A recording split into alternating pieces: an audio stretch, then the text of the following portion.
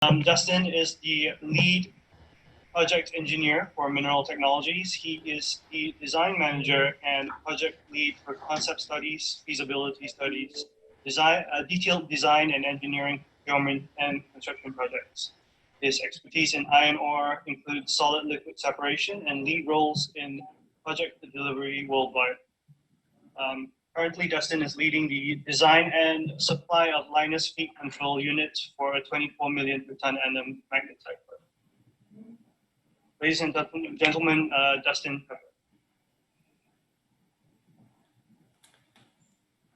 Thanks for that introduction, Andrew. As Andrew mentioned, I've worked in liquid solid separation about 10 years, up until 2 years ago when I joined MT. And now I look after studies and detailed designs for plants that have separation as a part of them, but it's not the only thing I look after. But it is a very critical part of our plant design. The title of the presentation is Future-Proofing Through Collaboration. And I must admit, when MT signed up for this presentation, someone else was going to present, but had to pull out. So I was asked to give a presentation about our LFCU technology and shoehorn it a bit into the existing title. The good thing is that MT collaborates so well and so often with our customers and our suppliers that it's quite easy to show how the current LFCU project is successful through collaboration. So today we'll talk about making the first leap. In this case, it was applying existing technology to a new application and on a larger scale than we had done before. I'll explain how we tested the solution before we committed to the full-scale design. And then I'll talk about the key collaboration through the detailed design with our client and with our supplier. And at the end, I'll touch on these three topics to a different project related to our mobile mining technology. Back in 2015, MT engineers met with a client, which is an iron ore producer in WA, to discuss potential magnetic separation technology. During that meeting, we uncovered the need to densify a few slurry streams in the flow sheet, and the client asked if our LFCU technology had ever been used in iron ore and if they would fit in this application. I'll talk through how we developed the solution in the following slides. But during that development, the goal the client stated to us was quite ambitious. They could not accept losses exceeding 2% of the magnetic content, and they needed to reduce the process water demand by an order of magnitude. We haven't yet commissioned the full-scale units, but the test work indicates we'll achieve these goals, and our process guarantee depends on it. For a lot of applications of this technology, we can offer sizing without test work. But due to the fine particle size of this application, the P80 is less than 38 micron, we were not so sure the technology would suit. So the first step was CIDR tests, the picture in the bottom of this slide. We used a small scale unit, and the results were quite promising. So based on that, we built a lab unit that we operate here in our METS lab. And again, we got very promising results. So we built a pilot scale unit, and that's been operating on the client site for over 2 years now. And that's where there's a lot of collaboration. They're operating our equipment and we're analyzing the results. And based on those promising results, we've been awarded the contract for the full scale, and we're currently fabricating those in China. So the photo at the top is the trial assembly of the first 2 units in China.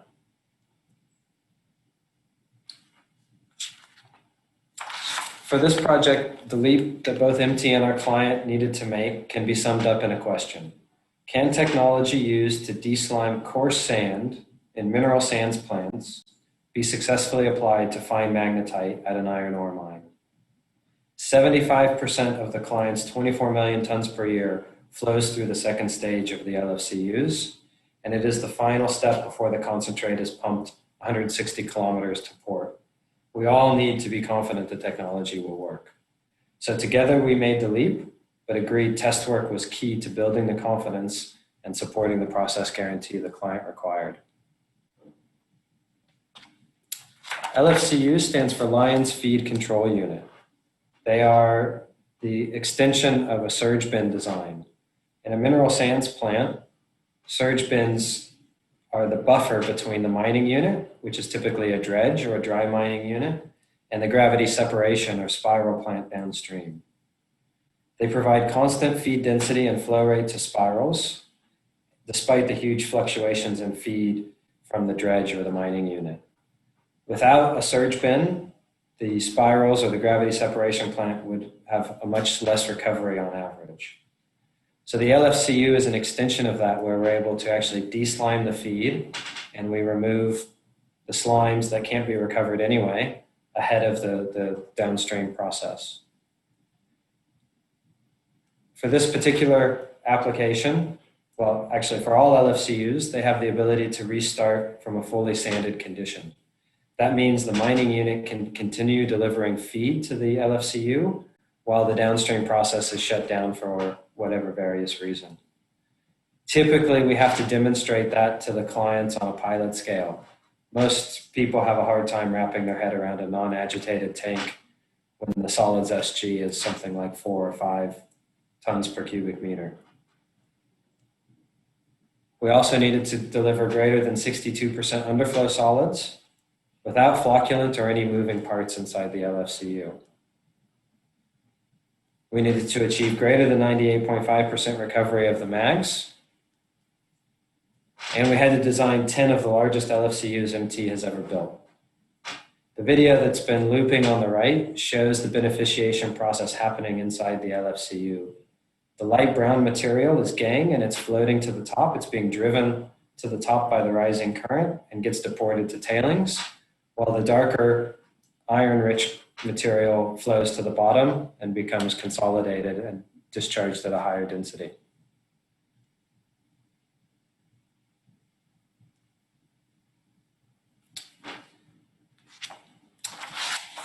So where the key collaboration happened in the beginning was during the test work. At the start of the test work, MT and the client agreed the key sizing parameter was the rise rate, the flow rate of overflow divided by the cross-sectional area. If this value is too high, valuable magnetite is lost to overflow. If the value is too low, there's no upgrade of the feed. So all the testing in the initial stages was focused on rise rate, and we thought we had a solution with 8 units, 16-meter diameter.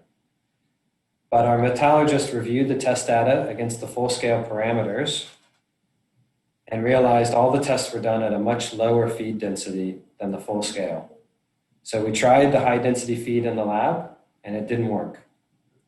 That was in about February 2019. So that work led to collaboration with a client to confirm at the pilot scale that the high-density feed wouldn't work, which were the tests in September 2019. So MT resized the units. We ended up with 6 20-meter diameter LFCUs in the first stage and 4 24-meter diameter units in the second stage. And that flow sheet was validated from October through till now. So this graph is just the number of tests per month, and the yellow line is a cumulative number of tests. So we've done significant amount of testing over the past few years with a big spike when we had to do the resizing. And then we did more testing. We needed to convince ourselves and our management that the process guarantee was not too risky. And this photo shows the separation efficiency of the LFCUs. The top is the feed, the middle is the underflow or the product, and the bottom is the overflow or the tailings, basically. And we can see the minus C5 fraction, the furthest to the right. The feed is a dark brown color. The underflow is a nice dark black magnetite color. And the overflow is a nice gray, brown, gangue material color. So we see very effective separation, even at a minus 7 micron phase size fraction. So we were quite convinced in the separation efficiency. We were not quite convinced that we would be able to restart such large units in a fully sanded condition. So we built a 10-meter tall lab unit. We filled it with slurry and we let it settle for 2 weeks. After 2 weeks, we were still able to pump material out of that unit. But the full-scale units are taller than 10 meters. They're about 30 meters. So we sealed the top of the 10-meter unit and we added compressed air to simulate the pressure of a 30-meter tall tank, and we were still able to pump the material out after several days. So that testing convinced us that the design would suit the purpose.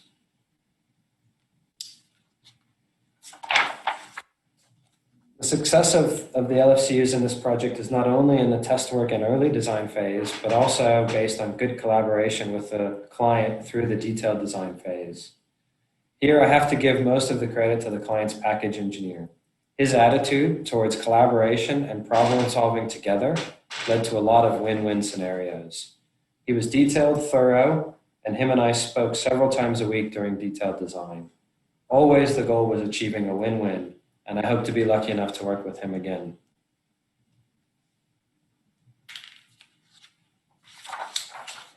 The detailed design commenced in February 2020 when they awarded the contract to MT, and it was critical that we issued deliverables on schedule because the client's detailed design started at the same time. We had a very aggressive schedule.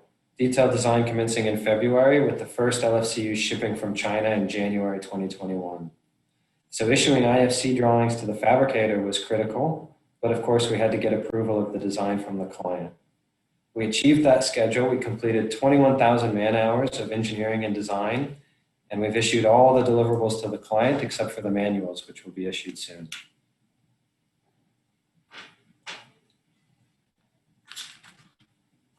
In the same vein, collaboration with our suppliers is always critical to success. In this case, even more so due to the COVID-19 environment we're all operating in now. I was able to make a pre-award visit to the China facilities in January of this year, but no one's been able to travel there since. So communication and collaboration remotely has been critical to keeping this project on schedule. Our project manager stated it this way: when the going gets tough, we communicate clearly, assess options together, and then relentlessly work the action plan. And so far that has worked very well. So fabrication commenced in July and ramped up to about 550 laborers at the moment. Currently we sit 18 weeks into fabrication. At the 16-week mark, we had fabricated over 4,000 tons of steel, which is quite an accomplishment. I think most fabrication shops in Australia would struggle to meet that kind of capacity. In the first 12 weeks of the fabrication, the fabricator issued to us 16,000 shop drawings and very high quality shop drawings. Currently, we're in trial assembly for 4 units and the other 6 are in fabrication. There are certainly some big challenges getting these huge tank sections to align in the trial assembly, but we're working together with the fabricator to solve the issues and we're still on schedule. At the same time, we're investigating digital trial assembly, where the parts are 3D laser scanned and assembled in a 3D model.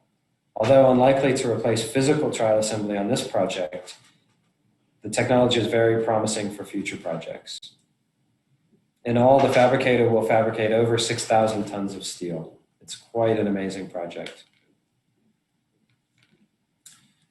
Just to give you a sense of the size of this project, these are just the middle cones for the 20-meter diameter units. You can see they're quite large, and they're being fabricated in a very large workshop.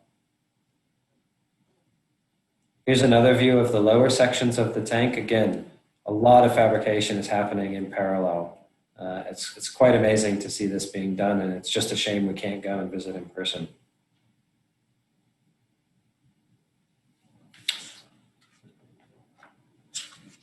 So now I want to shift gears a little bit and talk about a different project.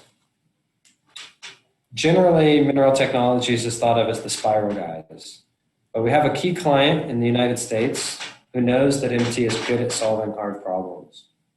So they came to us with a mining challenge. They had an ore body they wanted to exploit, but traditional mining options were too expensive or socially unacceptable. They couldn't tolerate having a dredge in this site. So working with them, we were able to design and build the first mobile mining unit from MT, which we call the Mark I. That was commissioned a few years ago, and it was a very painful experience during commissioning. It took us about 2 years to solve all of those issues, but we did, together with a client, and the Mark I is currently operating now. It's operating so well, in fact, that we've commissioned the first Mark II, and we have 2 more units in fabrication.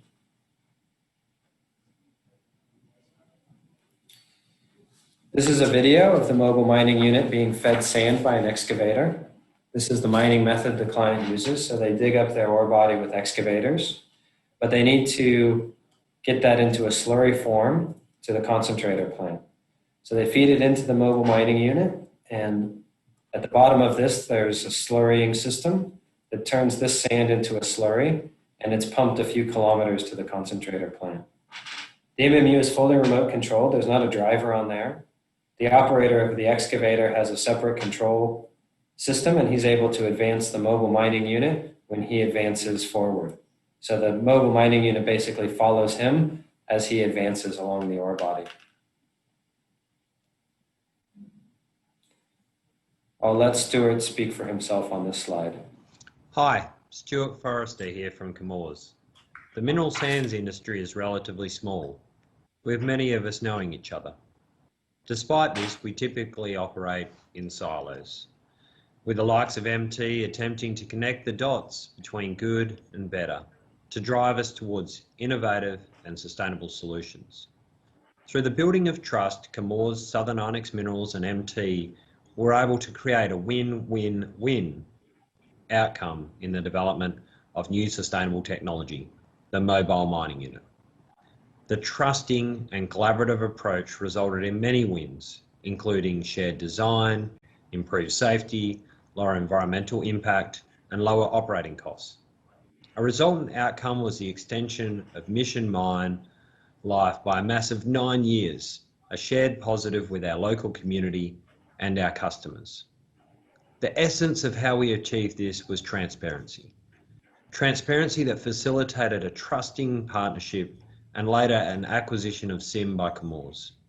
Milton Sunback, the former private owner of SIM, was an inspiration in forging that path, constantly reminding us of the importance of trusting relationships. My thanks to Matt and MT for supporting this new approach, engineering excellence, and for executing on our 3-way vision.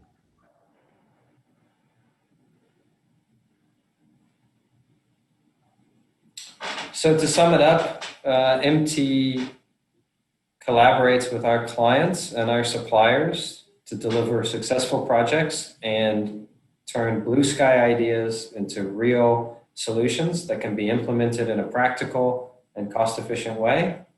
And we look forward to continuing that in our iron ore industry. Thank you.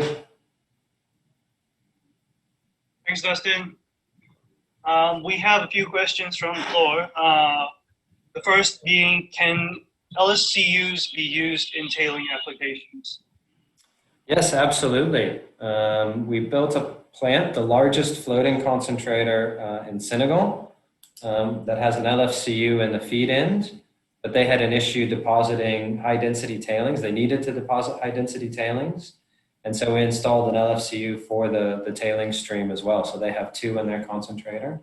And we're currently working on a few projects where LFCUs have a great application to provide a consistent high density feed to the tailing storage facility.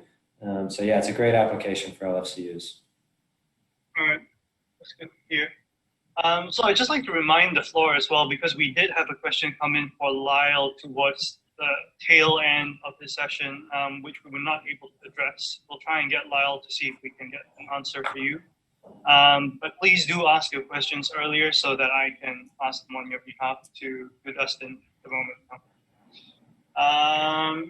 The other question for you, Dustin, is how are LFCU able to be started when fully bugged or sanded facilities? Yeah, that's a great question. Thanks. The key thing with the LFCU is it's designed to achieve mass flow, which basically means the first material that goes in is the first material that comes out. It's designed to avoid any kind of rat holing or bridging. And by getting that mass flow through the bin, the material consolidates, and that releases water to the top, and it consolidates down to the bottom of the bin. And then at the bottom, we have a fluidization chamber where we can pump water in to fluff up the material and get it flowing again. We also have a water injection straight into the underflow pump so that we can start the pump on water, fluff the solids up at the bottom, and as soon as it becomes pumpable, it's flowing in and begins pumping. So it's through an innovative design down at the bottom of the tank that allows us to start from a fully sanded condition. All right. Thanks for that, Dustin. And you mentioned the mobile mining unit towards the end of it, but that's not fully applicable to iron ore. Do you say that? There is some places to look at it. It's certainly not of a size where you could mine your typical iron ore deposit at the rate that most of the mines mine at, but we are looking at applications to use it for tailings reprocessing. So it does have some potential applications where a mining company might want to remine existing tailing deposit and reprocess that. The MMU is a great way to get those tailings back into a processing circuit to extract whatever valuable minerals is left in them. All right. Okay, I guess that's about it. Thanks very much for your time, Dustin. Thank you.